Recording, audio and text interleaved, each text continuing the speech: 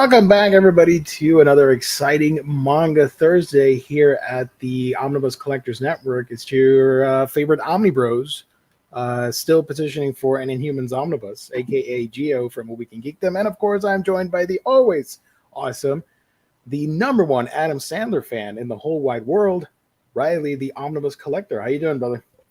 I forgot. Hold on. There we go. There you go. That's better. Adam and I are doing great. We're excited because next week Adam has a new movie on Netflix. It's the basketball movie. I believe he plays a basketball coach. He hasn't told me too much about it yet, but I know that he's pumped. I know that I'm pumped to have some new Sandman content. You know you're going to have to review it for everybody because you've talked about it on Twitter, here on YouTube, and TikTok. So people are expecting a review of that. Yeah, it's gonna have to. I'm gonna have to do something. Shout out to James. Thank you for joining, buddy. So tonight is mostly reads and a whole bunch of news that we want to talk about in the world of manga. So there are a bunch of headlines. You saw our thumbnail. You already clicked on this video. Bunch of interesting things happening, but let's start off light. What do you want to start with? Let me run through a stack of books that I've read. Okay. And these are like new series, just so y'all can be aware of stuff. And then I'm currently reading that last volume of Chainsaw Man, just a couple chapters left. Okay, since we're doing that, let me remind everybody that this show is sponsored by the wonderful folks at InStockTrades.com, your home for all things collected editions, whether it be your omnibus, your manga, your trade paperback, hardcovers, all that fun stuff. When it comes to collected editions, your go-to place is InStockTrades.com, up to 50% loyalty discounts. Tack on an extra 2% to that if you order on a weekly basis. Fantastic customer service and wonderful packaging, courtesy of InStock Trades. Also, they do a $50 gift card giveaway on this channel every the last Monday of every month. We just gave one away last month, and we're going to do it again at the end of this month. So you always have a chance to win if you visit InStock Trades and if you visit Omnibros Live here on the Omnibus Collectors Network. So yeah, check it out. InStock Trades, your home for all things collected editions. Our wonderful sponsor. Okie dokie. Thank you, InStock Trades. There we go. So, hauls. Not hauls. Reads. I thought it was a Monday show. Jesus. All right. Let's I'll try and go through because I know you didn't have I tried. For the record, chat. I tried. I wanted to read and we will do it. We will do an episode because I do want to talk with Riley about Blackguard because the cover for that freaked me out and I'm intrigued. But we have a lot of Thursday shows this month. Start with Blackguard then. So I did read Blackguard. Both 1 and 2 came out, I think, in the same month. So I read them back to back, and it was pretty fun. I've never read Devil's Line, which is what was it Rio Hanada? That's what the previous series they did was. Yeah. And it was okay. It wasn't anything that blew me away. I think it had just enough like intrigue behind it to where like at the end of the first volume I was like, okay, I want to find out what happens in the next volume, and by the end of the next volume I'm like, okay, I definitely want to pick up the third one, which I think is coming out this month but might have been delayed. I'm not 100% sure on that at this moment because things get moved around so much. The series in concept reminded me a little bit of just a tiny bit of Terraformers because they're like fighting these mutated humanoid things. But those mutated humanoid things are giant apes that they call shoujo for whatever reason. And if you are bit by one of those shoujo, then you will transform into one yourself. So it's almost like a zombie apocalypse type thing. But instead of turning into zombies, you turn into giant apes. And nice. So the things that got me like the end of the first volume got me interested to pick up the second one because there's like a quiet character moment that the main character has, this guy with the very blank stare, that he has like at the very end of the volume where I was like, okay, I'm kind of interested in seeing where his psyche goes. And then the second volume was more like focusing on the relationship that Blank Stare guy has with Shinji from uh, Bleach. Bleach. Yeah. Yeah. So those two have this relationship going on, and like it deepens in that second volume in a way that I was appreciative of and interested in. And I don't know if they like each other, like if they have any sort of romantic feelings for each other. It seems like they could. Um, the way that they interact, I don't know. It was pretty interesting. Um, so Blackguard is not a total win for me at this point just yet, Aw. but it has a lot of potential. It is very fast paced, action oriented stuff. But again, it does have some really good character moments as well to kind of delve into the psyche of who these guys are, what they're doing, how they feel about the world that they live in, and stuff like that. So that's Blackguard 1 and 2. I think you've read this one, Yeah. A Galaxy Yeah, Next. I did. Hold on. My camera's there. We go. Nope. There we go. Yeah, I'm gonna have to say goodbye to Adam Sandler for a minute here. He'll be so back. I can. Yeah, that's okay.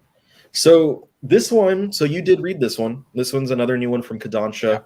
It's got the nice oversized trim, and I thought this one was pretty cute. A dude and his siblings, their father died, Mm-hmm.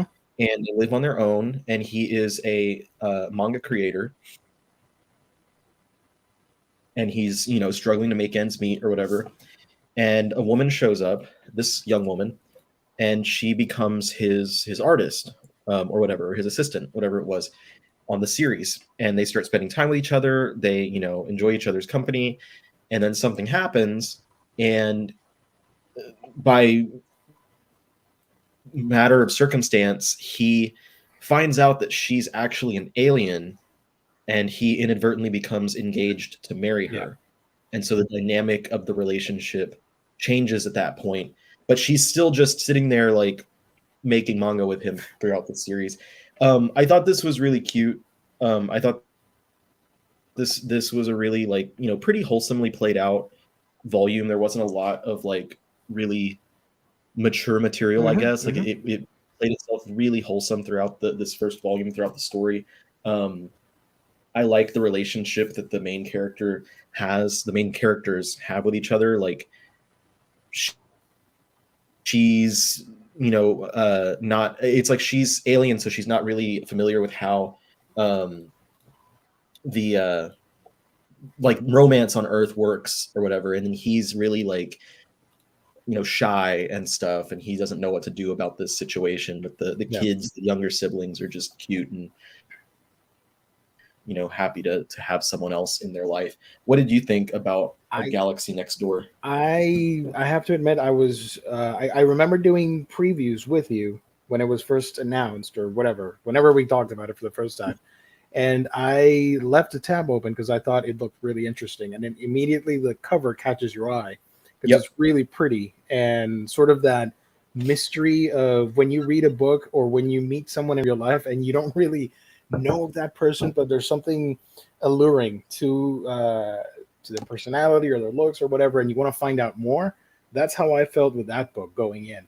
When I started reading it, I was a little disappointed that the mystery was, for the most part, kind of solved right away, because you do know she's from an alien race or whatever, and they fell into this island or whatever, star people, yada yada.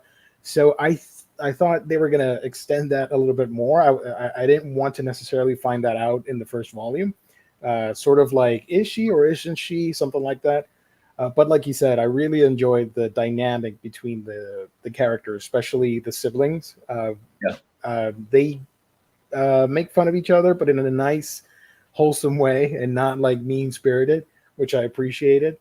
And I really enjoyed, aside from the rom-com elements, I really liked the manga process with the main character transitioning from shonen stuff into shoujo. He found his niche there, so he's now rising up the ranks, and she's coming in as the editor or whatever and helping him. And you see some of that process. I like that. I thought that was fun, clever, and it's a fun, easy read to enjoy. So I'm definitely looking forward to Volume 2. Have you read the creator's other series, The Sweetness and Lightning? I know about it, but I haven't read it yet. I hadn't read it either. Do you think that you'd wind up picking that up or checking it out? Maybe. Yeah, I'm open to it. I'm intrigued, and part of it really is like you said, this cover is just like, I love the illustration, her eyes, the reflections that she has, the stars in her eyes. Like, this cover 100%, I didn't even need to read the description of this book. The cover 100% was what brought me in. And so like the artwork on the inside is also very sweet. I love the way that they're drawn and stuff. I don't feel like it tries to have any sort of lewd material with her. She's drawn very respectfully and stuff throughout the book. And it makes me want to try out Sweetness and Lightning now, because I haven't tried that one. Do you know, I think you have it, Tonikawa, I don't remember the subtitle for it, where the kid ends up proposing to the girl that saves his life, and she's a redhead. Tonikawa, yeah. Under the Moon, Over the Moon, something like that. Something, yeah. That one, it reminded me of that, and I kind of wanted that style where there's more to her in Tonikawa than meets the eye, and you keep thinking, is she what they're alluding to? But then the manga, it doesn't make it clear. Whereas here with Volume 1, you're like, no, she's an alien, straight up. I'm like, oh, okay, I guess we'll go with that.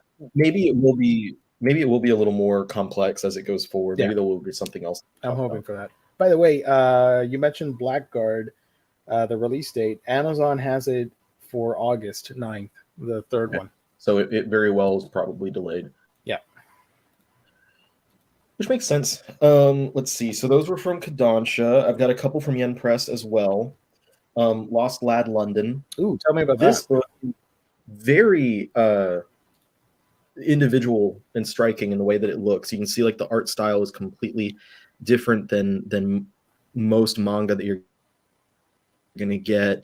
It is set in London, I believe modern London, and it's a murder mystery. Essentially, the mayor is murdered on the tube, on the train, and this young man on the cover, the young guy that's right there, gets pulled into the mystery. There's some connection that he has to this mystery, and the large man right there next to the skinny kid is a detective that's investigating it. So they're working together. The detective has come and approached him and talks to him about what's going on, and you find out these layers of the mystery between why this kid is involved with this and different stuff like that. And the interior artwork matches the exterior. It's very much stylized and different from most manga that you'll read, which is a lot of fun.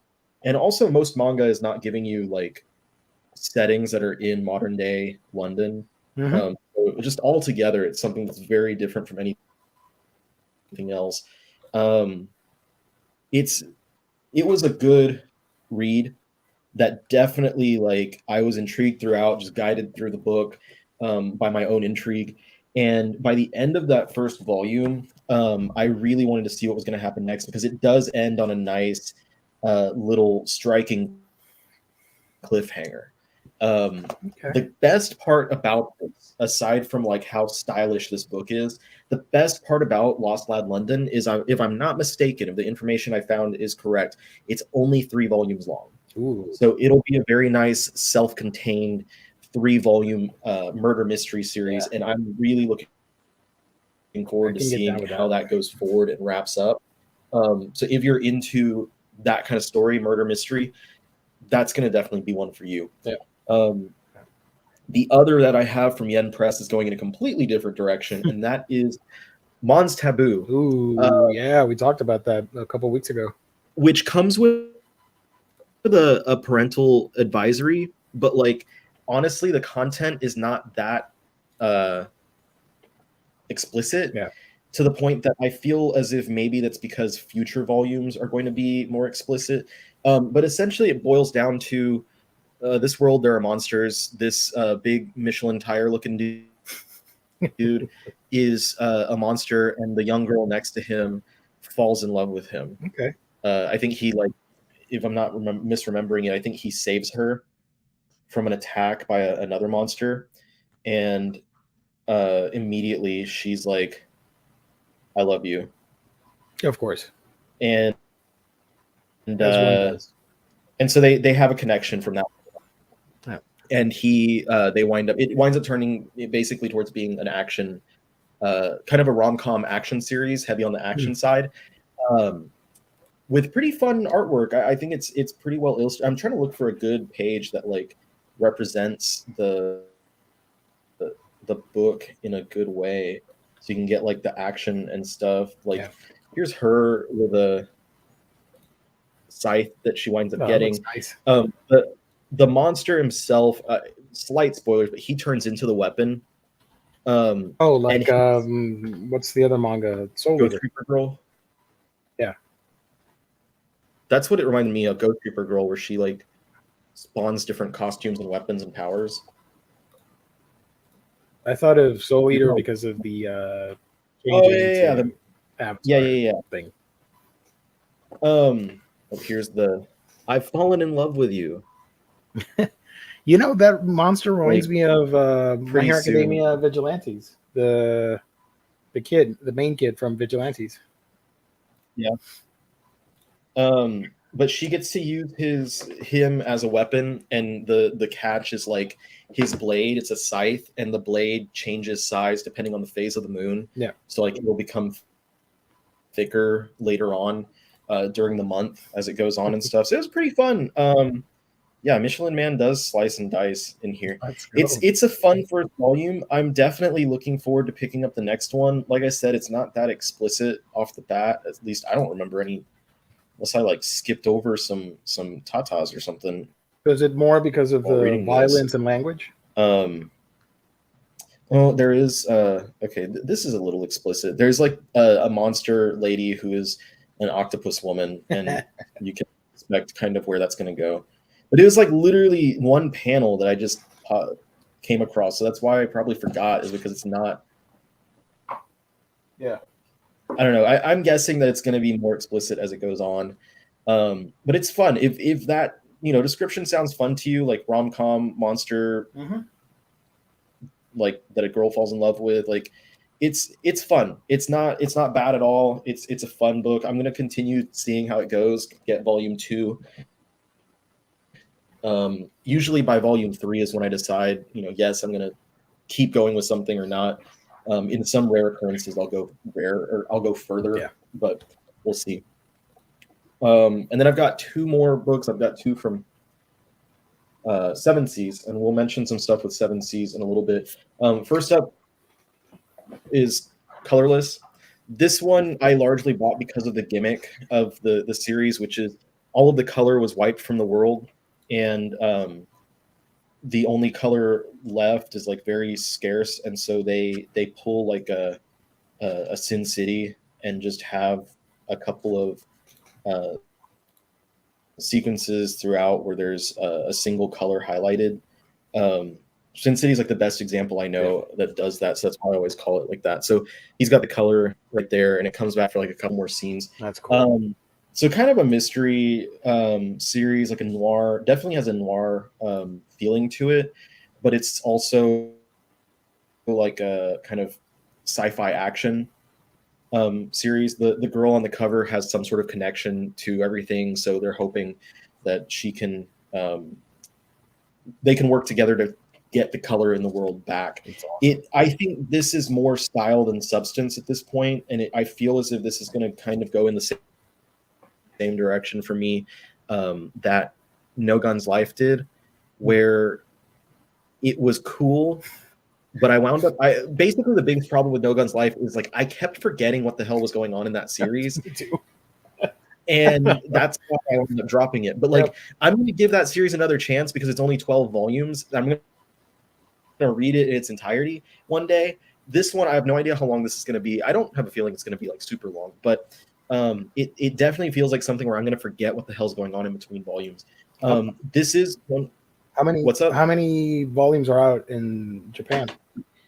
I think I tried to look it up and I couldn't find a good answer. What's the name of the manga?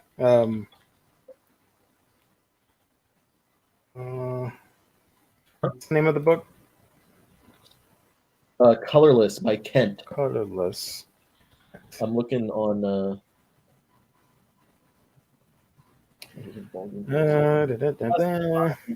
looks like 5 so far in Japan, according to the Colorless wiki. Oh, it has a wiki. All right. Yeah, now I see it now. 5. Okay. But Volume 5 was released last July, and Volume 6 hasn't come out yet. I believe it's a webcomic in Japan. So that might be why it's like slowly published, because webcomics often have like a couple pages at a time or whatever. Yeah. It is one of the nicely built books from Seven Seas, very thick pages, and with that, even though it's a smaller trim, it is $15. As well, I guess there's probably a little more cost to adding a color in there. Yeah. And then we get the weakest contestant of all space and time, which was a lot of fun. It's a death game type of manga where, you know, different characters are pit against each other to see, you know, who's going to be the number one of whatever that is. But in this series, these like aliens have gathered together the weakest creatures from several different planets across space and time, to see who is the absolute weakest. And the main character is the human dude up here, and he, along with 4 other very weak creatures from the rest of the universe, multiverse, whatever, wind up being the weakest of all of them, and they try to find a way to escape this death game so that they can all survive. That sounds like a lot of fun. And that's the basic. Yeah, it was a really fun first volume, and if I'm not mistaken, from what I've read online, it's only 2 volumes long. Yeah. So I remember we were talking like, why couldn't they have done one Omni edition or one big chunky boy? But I'm sure it's going to sell well for them. I'm gonna look it up real quick. Yeah. To confirm, but yeah, I'm pretty sure it's only 2 volumes long, which makes it an easy, like, it's not much of a commitment, you know, and that's the main thing that like you have to consider a lot of times. Like, I don't want to be reading something all the time that's like 20, 30, 40 volumes long, if I'm not like absolutely loving it. Mm-hmm. I think it had in my list. Here it is in Japanese. Yeah, it says there was 9 total chapters completed across 2 volumes. It finished back in 2020, so it should just be 2 volumes. Okay. So it's not much of a commitment. If it sounds fun, then there you go. But like I said, we're gonna say some things about Seven Seas. We said some things about Seven Seas last week. Yeah. Seven Seas is embroiled in some hot water right now. I don't want to call it a controversy because I don't think there's anything controversial about it. I'd put it more like a they have a dilemma right now. Yeah, there's a dilemma. There's you know, something going on with Seven Seas. If you're unaware and you didn't tune in last week when we talked about it, a lot of employees from Seven Seas have come together and formed a union, looking for better pay and better benefits and stuff that are in line with what you expect from the rest of the publishing industry, basically. And they have we talked last week. Basically, they had presented their demands or whatever to their employer, to Seven Seas. And whenever we talk about Seven Seas as an entity, Seven Seas as an entity is really just one guy. It's Jason DeAngelis. Jason DeAngelis is Seven Seas. He has mentioned, and the reason, like, I'm pretty confident in saying it like that is because he himself had mentioned in the not too distant past, like during the time when during the pandemic, basically, he was being interviewed by someone and saying like, you know, that it's his show, it's his ship, like he takes care of all the stuff, but he gets involved in the nitty gritty as well as the overhead stuff. So I'm calling it like his show because it's kind of what he makes everyone believe. Anyway, so they gave their demands, and Jason or Seven Seas decided that they would not willfully recognize the union, which means that they then had to go into further steps for the union to be recognized. The next thing that happened basically was that Seven Seas made a statement, not from themselves, but they made a statement through Anime News Network, which I feel like was kind of an odd move. Like they should have just made the statement themselves, but they're largely ignoring it themselves. But through Anime News Network, they said that they were going to be holding a vote with a like selection of employees who are going to say whether or not they are interested in having a union formed within the company, because they're like, we don't want to do anything that the employees don't want, which sounds all well and good, like on paper, but like when it's like, okay, if you really like wanted to just find out what your employees wanted, this next step probably wouldn't have happened, which is that they hired a union busting law firm to represent them. And people have looked into it, and it's like lawyers that cost, I forget what they're called, like Ogle. I got the Twitter thread here. I can share that. Give me a second. When people looked up the law firm, and had stated Ogletree Deacons stated that they're like, that's like a 7-figure like hire, or like, you know, they're paying 7 figures for this. And there's, you know, intending to waste our time and theirs with union avoidance activities. So that choice to hire specifically the Ogletree and Deacons makes it seem pretty firm where their stance is on this, that like they didn't try to do this election to try and like make sure what their employees, at this point I'm making biased assumptions and statements here. I'm not just reporting the news on that, but it makes me feel like he knew exactly what he wanted to do here. Like he was trying to push it off and knew, like, you know, if I hire the right legal representation, then this is where we're going to go. And like, I can try and stop it from happening with this, but it leads to such bigger issues. Like if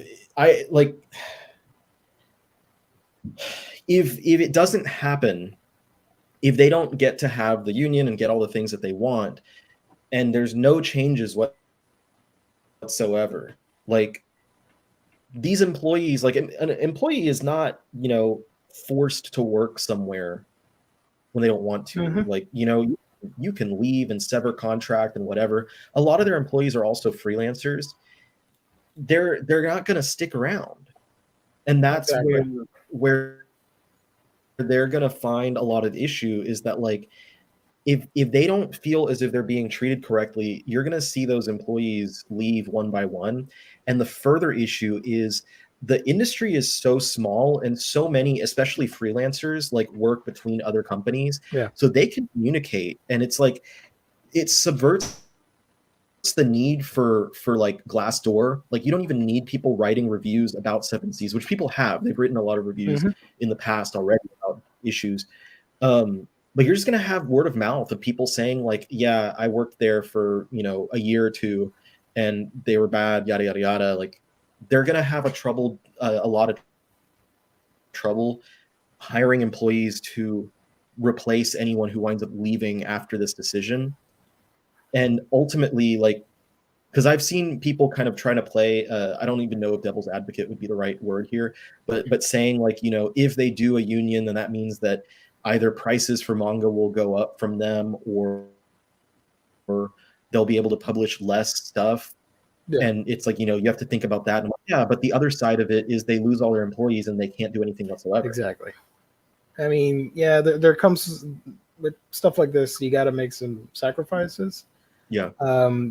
Everybody's aware that all of that could happen, but you know, at some point, the employees and the freelance and all that stuff, they gotta feel like they're being treated properly and fighting for your right at a workspace. So I think that comes first, than worrying about prices for volumes and all that stuff. Especially, this is a very booming business that is exploding month by month, and we're at an all-time high. We talked about it previously on how the manga boom is going crazy on all the websites and stores and all that stuff.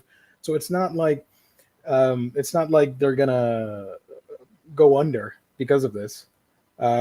People are still gonna buy it. Obviously, there are people that don't care about this. Unfortunately, they're not paying attention, and they're still gonna buy stuff. And again, nobody's calling for a boycott or anything, but it leaves a sour note on the whole thing. And I saw some comments online to go back to the price hike. I'm like, that's not the case here, because the business is booming. They could very well work something out and not have to go to those drastic measures. What's most important here is that everybody gets the treatment that they deserve, in my opinion. Yeah, and it's, you know, because the employees are the ones who make this stuff happen. Like, it's, I was looking when I was reading the, you know, weakest contestant, I looked at the back and I'm like, you know, translation Hannah Allen, adaptation Michael Matheson, lettering Chris Bergener, logo design Koyasama, cover design H Key, proofreader Krista Grandi, copy editor B Lillian Martin, senior editor Shannon Fay, pre-press technician Melanie Ujimori, print manager Rhiannon Rasmussen Silverstein, production designer Christina McKenzie, production manager Lisa Patillo, editor-in-chief Julie Davis, associate publisher Adam Arnold, and then publisher Jason DeAngelis. So there's all these other people ahead of like the publisher that are working on these books, and like there's so much work that's being put into all of these by the people who put them together that, like, you know, you can't just have one guy like making all this. You can't do it without a team. And like in the past couple of years, they've mentioned that he had to increase his staff by like 400%. They went from a 10-person staff to over 40. So like their success that they saw has definitely led towards needing this, but it's because of the fact that he started to do more licenses, and that's where all the profits that he's making on stuff.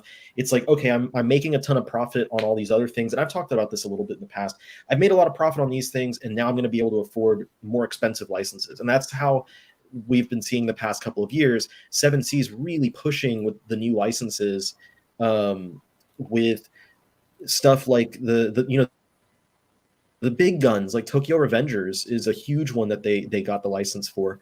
Those are the types of things that, like, because of the profits that they were making, they can do this. And those profits are largely in part by the staff that you hired to make these books happen.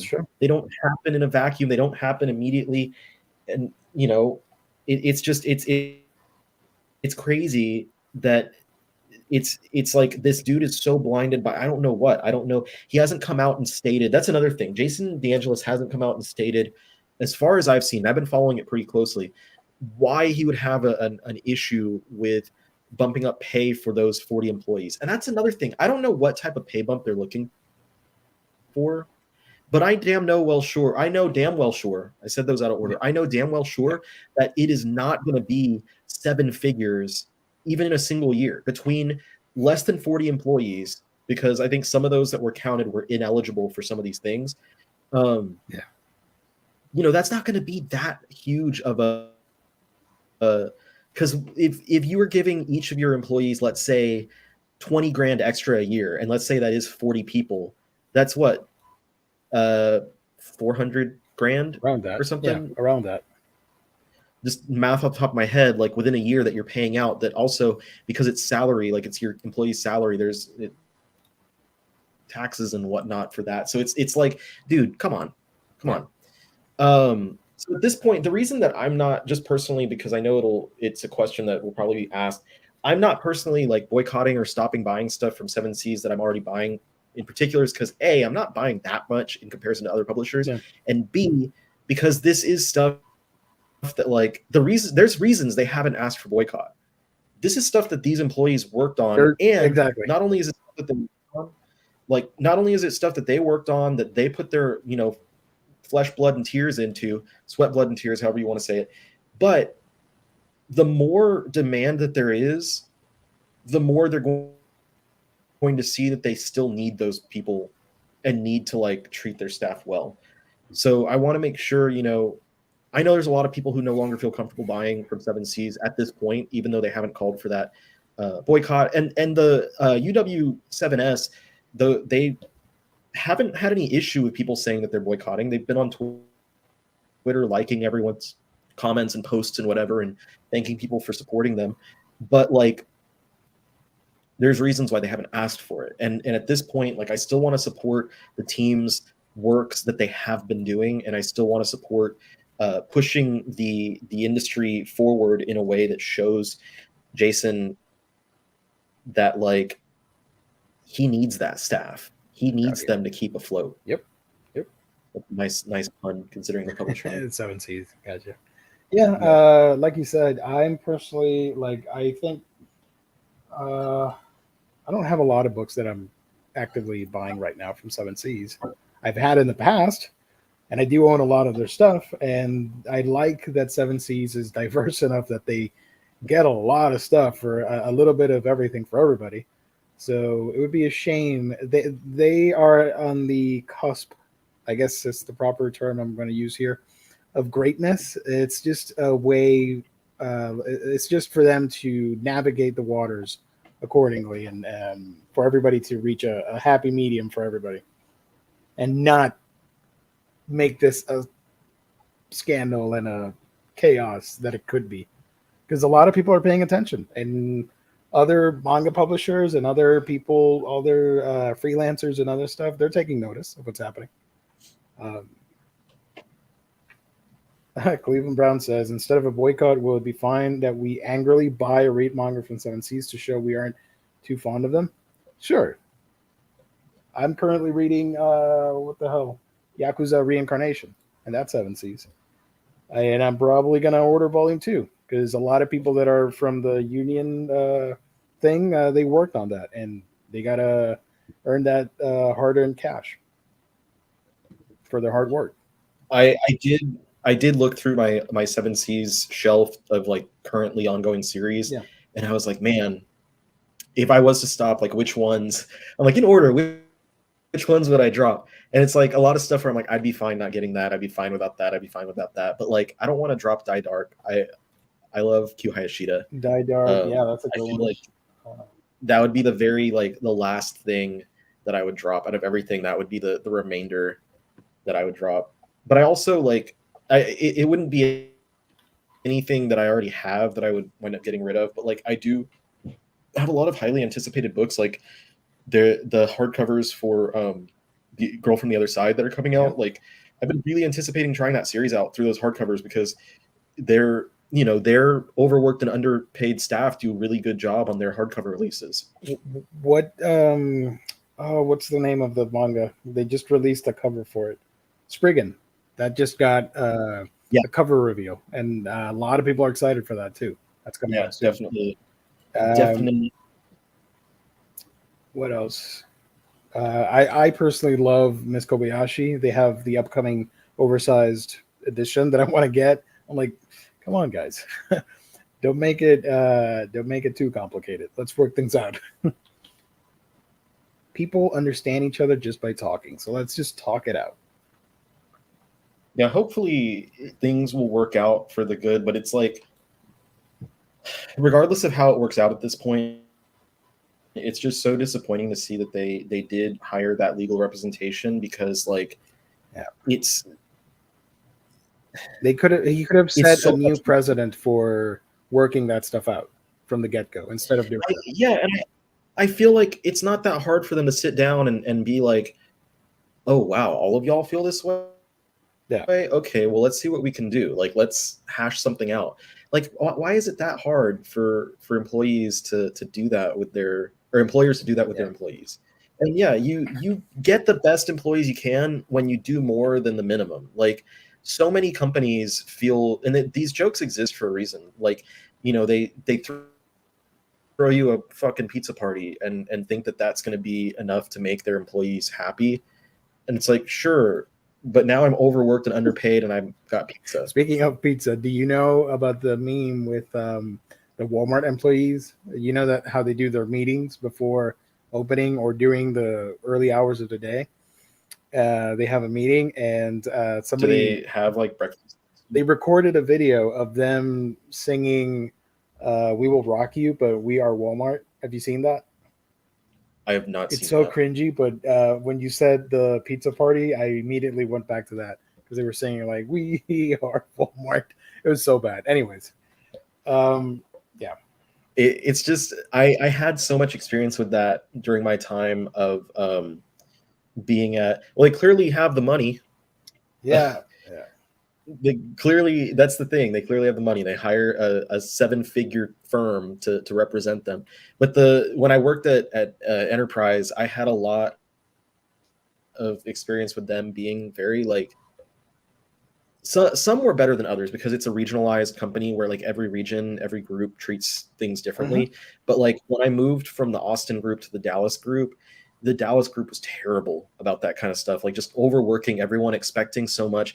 The worst instance for me was like, we were already late, like after we would go in at like 7 or earlier than 7 because I was a manager, I had to be there first, and stay until after 6. So at least 11 hours a day that we're there. And it was like 6:30, 7 o'clock in the evening on a Friday. And I had plans to not be at work. It didn't really matter what my plans were, but my plans were not to be at work.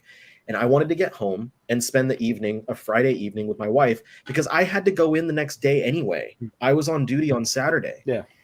And I wanted to go, but they were like, you have X amount of reservations tomorrow and you have X amount of cars on the ground.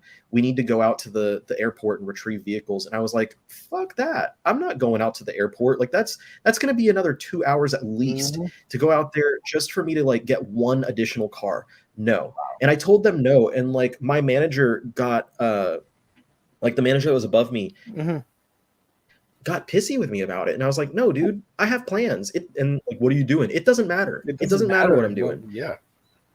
Yeah. Like if I'm telling you I got something going on and I can't go, then that's it. I don't care if like 5 million people, because he's like, the rest of the branch is going. I'm like, well, cool. Good for them. Yeah, good. Then I guess they don't have anything going on tonight, but I do. And then the next day, like he was pissed at me. He was pissed at me again. He was like, upset. And I confronted him about it. And then our like, further up manager, our area manager had said something about like, I guess we know where his loyalty lies. I'm like, what kind of bullshit is that? Oh my gosh. And that was the moment where like, if the pandemic hadn't happened like 2 months later, yeah, I was at that moment, I was like, I'm not going to stay. Cause my direct manager then was like, if you're not, basically, if you're not going to do this kind of stuff, then maybe like, this promotion, like moving up to his role is not for you. And I'm like, I agree with you. And I'm going to tell you right now that like, I'm going to be looking for other jobs because this is ridiculous. I've never felt this way with this company the past 4+ years that I've been working here until now. I feel so disrespected. And I was like, so yeah, I'm on the same page as you. This is not for me. And so fortunately I was, I lost my job like 2 months later. I got paid to not be there. I got severance pay and I got another job. And now I'm still, 2 years later working from home. So, fuck them. They treated me wrong and look where I am now. And so many of those people, like I saw them also get canned, like the people who worked their asses off to like, who actually like, did what the team wanted them to do and stuff like that. They also got let go. I was let go, no different than they were, for doing the, not wanting to sacrifice my personal time. So yeah, I get it. I understand 100% where they're coming from. Cedric says, and after that, business owners don't understand why employees don't feel any pride in working at those jobs, and why there's so many burnouts these days. Yeah, I burnt out at my current job, What and is it okay to mention again your previous? Yeah, the previous job was when I worked with Enterprise, the rental car company. I was there for 4+ years. But my current job, which I won't mention, I I've had burnout with them as well, and it was honestly my own fault a lot of the time. And when I told them like, "Hey, I'm burnt out," they were like, "Okay." And I took like 5 days off at one time. Like I was like, "I need time," and they're like, "Okay, go ahead and go." I remember you telling me that. Yeah, it didn't work. So aside from that, which is super interesting, we are running low on time tonight. We're not going to go past the hour. I do want to. There's just digital announcements from I have Kodansha, right? 2 more big news, but we can cover them real quick. And one small bit of news. This was, and I retweeted this from Shoujo Beat on Twitter, just in case anybody here that watches us is collecting stuff from Shoujo Beat. They did tweet out a couple hours ago. The Yona of the Dawn volumes are being reprinted, so if you can wait, there is no reason to buy from resellers now at higher prices. Parentheses, and when you buy new from bookstores, the mangaka get royalties from that sale. That is not the case with used or resold books. That being said, place a pre-order or special order to make sure you're in the queue when the volumes you want come available. They will not all be reprinted at once, and without an order, you have no guarantee. So I thought that was worth pointing out on Twitter. Absolutely. Oh, Yeah, James is leaking stuff. Your current job is Capsule Corp. Oh boy. Yeah, Capsule Corp has great benefits and lets me take time off whenever I want. Because the end of the world could come at any minute at Capsule Corp. Yona and I think Hanakimi or Kimi no Tidoke. I don't remember which other series from Shoujo Beat. But Shoujo, like a common issue that people have been having recently is like Viz kind of puts their Shoujo reprints on the back burner in comparison to Shonen and stuff like that. So a lot of Shoujo fans are like, what's going on here? But there's been a lot of like random reprints popping out from them. Like I know there was a bunch of volumes of Basara that got reprinted recently, which surprised me. Also, for anybody wondering, if you're a fan of the show, the stream here on Omnibros, you might remember last week that I mentioned that a manga came back in stock that I was highly anticipating, and I was wondering if I was going to get it or not. Well, I didn't get it because it sold out pretty quickly before I could get to it. So the manga was Black Lagoon.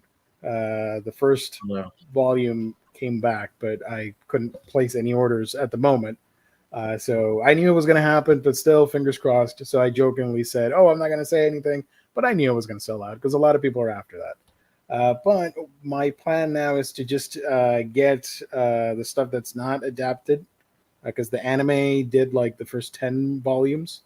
So I'm thinking of just getting volume 11, 12, and volume 12, which comes out in August, and just move on from there, from that. And maybe eventually when they come back in print at some point, I'll buy them again. I'll buy them. Okay, so Kodansha. Kodansha had an announcement today for June 2022. Here is their website licensing announcement, which I always like to talk about here. Unfortunately, it's all digital. But hey, if it sells well, if it does well, they may consider it at some point to transition it to print. So let's not lose hope here. Think of it as a positive. But yeah, June announcements of digital manga that's coming out from Kodansha. The first one here is The Shadows of Who We Once Were by Yai Utsumi.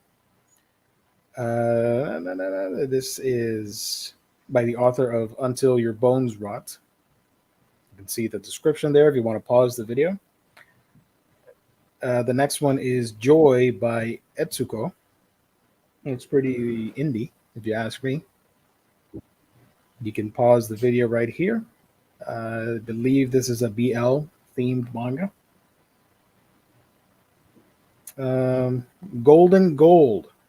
Saw some people excited for this by Seita Horio. I do want to read this because it's pretty interesting. I like bizarre and supernatural. That's two key words for my manga reading.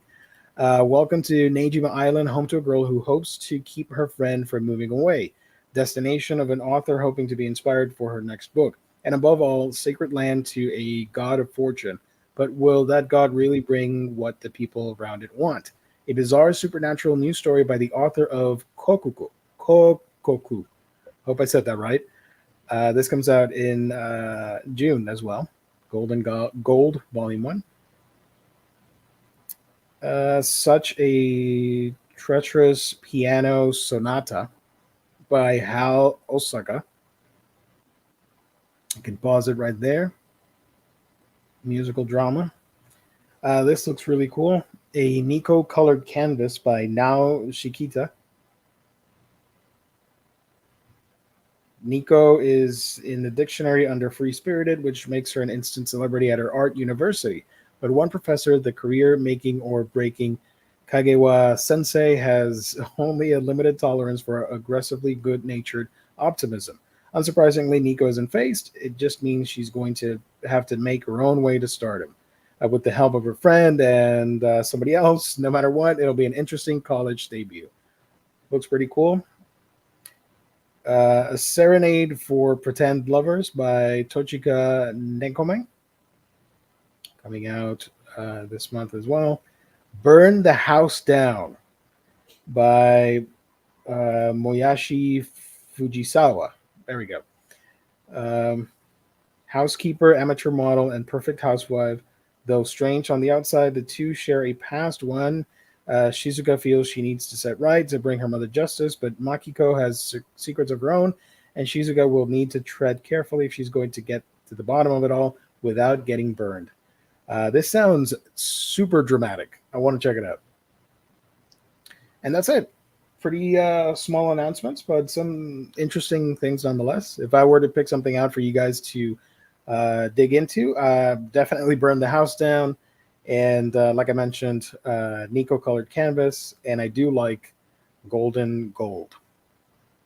So that's the announcements. And the shadows who we once were. There you go. Are you excited for any of these? I never get excited about digital stuff, man. I know they're digital, but yeah, you never know. They do well. They're like, sure, Yeah. let's print it. I definitely hope so. It's hard to like. Kodansha's business model is so weird sometimes to me. They should have done simultaneous, but what are you gonna do?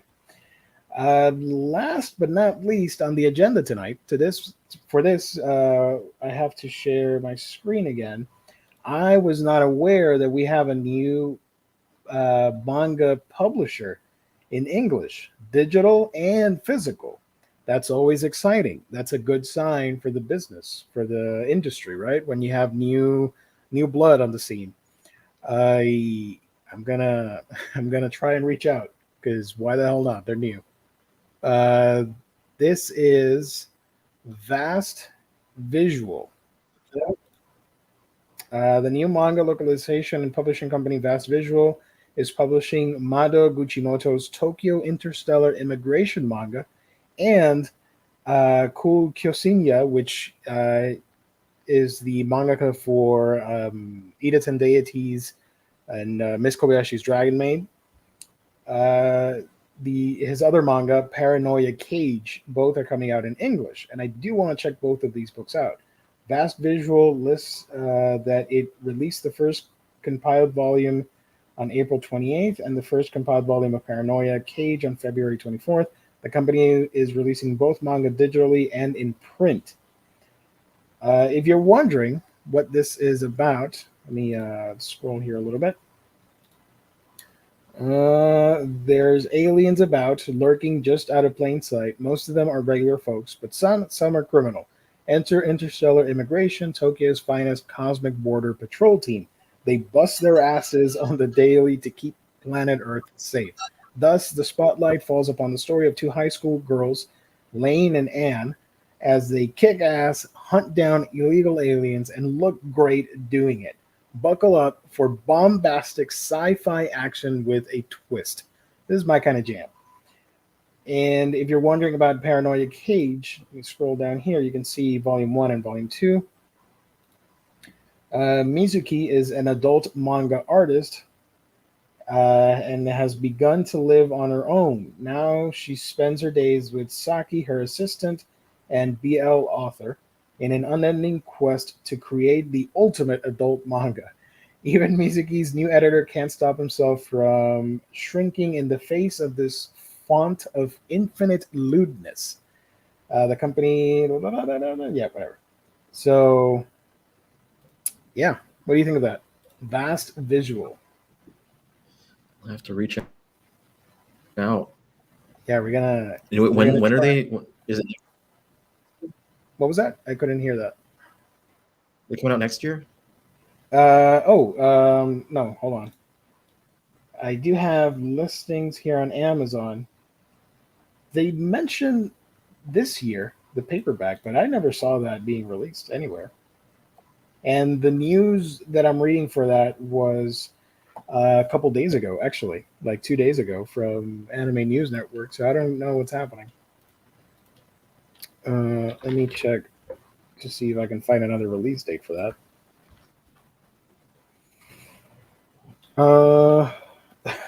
Apparently it did come out, and we missed the train on that at the start of this year. Only now I'm hearing of this. Holy crap. So yeah, this came out, Tokyo Interstellar came out back in January. Before I was doing my videos on stuff. And the other is Paranoia Cage. What about Paranoia? Paranoia Cage. Paranoia Cage came out back at late February. Maybe we did cover this, but I didn't pay attention that it was vast visual or whatever. And Volume 2 of Paranoia came out late March. Huh. It's weird. I think April was the first month I did my manga buyer's guide videos. Yeah. So otherwise, I probably would have been well aware. Yeah, so they do have a Twitter. Facebook doesn't seem to work. I tried, but we're both going to try and contact them. If not for this channel, for our individual channels. Right. So we'll see what happens. But yeah, always cool to, in my opinion, when we get a new manga publisher. Finally, that's it. That's all we got. Let me remind you guys once again that this show is sponsored by the fine folks at In Stock Trades, your home for all things collected editions, whether it be an omnibus, trade paperback, manga, all the manga that we've mentioned here. You're going to find it at In Stock Trades. All the books are going to be there. Great discounts, loyalty discounts as well if you order week by week. If hold on a second here. Sorry. There we go. Loyalty discounts, like I mentioned, fantastic customer service, and wonderful packaging at InStockTrades.com, the official sponsor of Omnibros Live here on the Omnibus Collectors Network. As you can see here, we got a couple cool deals here of manga that came out recently. So go check that out and buy some books. And stay tuned at the end of every month for the gift card giveaway, courtesy of In Stock Trades. Once again, the official sponsor of Omnibros Live. Okay, so we're about to wrap up. Got 30 seconds. So I'm just going to speed run this whole thing and show that Dead Man is waiting for Banana Fish reprints. Cedric, Joy seems so beautiful. Oh, Joy. Cleveland Brown. I got all available volumes of Black Lagoon. Getting a dopamine hit knowing this. Oh, I'm happy you're happy of my misery, if that makes sense. GTO being digital only still makes me hate Kodansha more. I feel you, brother. Did you know that the French editor Kaze will now be printed with the branding of Crunchyroll? I think they were the French division of it, but now they are regrouping everything under one name only. Nice. Did not know that. I did hear that earlier today. I rarely hear news of manga stuff in other countries, but I did hear that one. There you go. Riley, this is the final question. Riley, when will Adam Sandler make a comic book? 2020. Dude, I'm gonna look into that. I'm gonna look up and see if like I'm sure that I've seen an Adam Sandler. Okay, hold on. Oh, you're in for a treat, guys. 5 more minutes. Let's do this before we wrap up. Okay, I just looking it up. There's something with the Water Boy. Someone made this is a fan made comic. No. I think it's the Water Boy, the Needle Dick scene illustrated by Steve Gulbis. So I don't think that there's anything else that's like official, but I feel like I've seen him somewhere. Oh, it looks like you can buy that, like the scene from the Water Boy In comic book form? Yeah. You should get it, and eventually, if you meet Adam Sandler, he can sign it for you, and you can frame it. My mom one time, she was at my mom works in the like television industry, like she does makeup and stuff for TV shows, mostly commercials, and like she's done a lot of court shows and stuff like that. And she was at a studio, like on a tour going around the studio in like a golf cart, and she sees someone walking like past the cart, and she was like, oh, I know that guy. I don't know who it is, but I know him. I know that I know him. And she like goes, hey, like points at him and waves, and then it was Adam Sandler, and he looked back and was like, hey, like just reciprocated entirely, like. And she realized later, like, I didn't know him. That was Adam Sandler. God damn it. But like he was friendly and like reciprocated that and just looked back and like did whatever instead of completely ignoring her. He's like, oh, I'll acknowledge this crazy lady. That's fine. It's just a funny story. I've always thought that was funny. So what's the game they play with Kevin Bacon? 6 Degrees? Like the 6 degrees of separation or something? You could play that with Adam Sandler now. Just 2 degrees of separation. Me and my 2 mom. degrees. Yeah. I do have one picture here that I want to take your opinion on before we wrap up. I'm looking for it as we speak. I saw it tweeted out. Shout out to Manga Moguda on Twitter. I follow that guy, and I get a lot of news from him. Or him, her, I don't know. Did you see the Kochikame Collectors Box manga? I think you'll want to own it. Many volumes of Kochikame is in this. No. It only has like. Let me share my Twitter here. Okay. Manga tweeted out, I bought the pretty Kochikame Collectors Box from the Spanish publisher blah blah blah blah blah. I can't speak tonight. Planeta de Comic with 10 big volumes. It's currently the only way to read Kochikame manga legally in the West. The content corresponds to volume 81 to 100 during the 90s, what Akimoto himself considers his best phase. This looks amazing, and I kind of want it. Look at that. When you put everything together, the unibrow lines up on all the spines. That is amazing. So there's the look at the spines right there. And look at that. I love it. The thing is, I speak Spanish. I read Spanish. There's no reason why I shouldn't own this. I'm going to look it up and see if I can get it. I want it. I'm going to try and buy this. I don't know how. or when. Could be like 3 months from now, but it'll happen. We'll see. So yeah, if you guys want some Kochikame, Comisaría de Enfrente del Parque, something. Kochikame, 10 volumes, then yeah. That's it. That's the show. We good? We're good to go? Adam Sandler and I approve your purchase. Thank you. Okay, with that said, we're going to wrap it up tonight. Hopefully you guys enjoyed this show. News heavy on the manga with some discussions. Not next week, but sometime in the month, we're going to do another round of fake manga, real manga, because Jess and Lou really want to participate. And they've asked me before on streams when we end the show, like, oh, we got to get on it and we got to get Riley and all that stuff. I'm like, okay, let's set it up. So I'm going to try and do that like 2 weeks from now or something like that. So we'll see. Hopefully it works out and we can get all four of us here because there are a lot of cool manga that I can trick Lou and Jess into believing it's real. So look forward to that. So that's it. Next Monday, Hall's Previews Reads. Wednesday, we're going to talk Obi-Wan and other comic news. Thursday, we do it all over again with some more manga goodness. Number one Adam Sandler fan, where can people find you on the internet when you're not here chatting with me?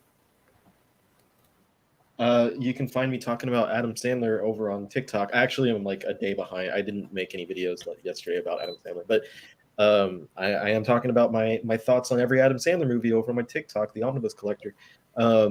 I will get back to normal like comic and manga content there as well. Just doing something a little bit different. And on Twitter, if you're not following me yet, at Omni Collector. Omni Collector, I talk about whatever's on my mind there. I am looking at possibly doing comic collecting guides and reading guides via Twitter threads. So that I think should be something fun. Nice. And of course, my channel, the Omnibus Collector. Yeah, baby. There you go. Content is.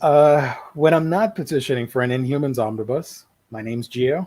I run a YouTube channel about anime and manga, and I have a second channel about gaming, and I'm on Twitter. You can message me there if you want to chat about whatever, about life and geeky stuff. I am on TikTok, but it's not manga related. It's called Creature Gaiden if you want to follow me there. And yeah. Oh, the main channel, I should say. I'm dumb. The main channel is A Week in Geekdom, where I talk about anime and manga. Subscribe, help a brother out with more subs, and to help the algorithm push the channel a little bit forward. So thank you, everybody. God bless. Stay safe out there. Thank you to the chat, as always. Thank you to the sponsor for tonight's episode, InStock Trades. And everybody watching later, let us know what you thought of the news items. Leave your opinions down below in the comments section. Pretty interested in checking that out as well. Thank you, everybody. Stay safe. See you on the next stream.